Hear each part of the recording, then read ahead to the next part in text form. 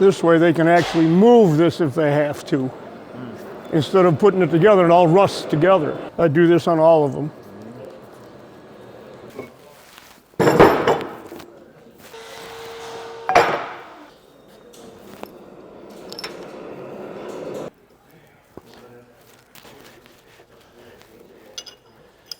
And now if they need to adjust it, they can.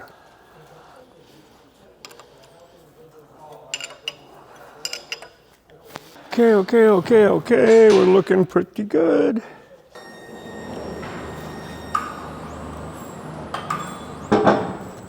Just make sure it fits. I've had these where you can't get the shaft through them.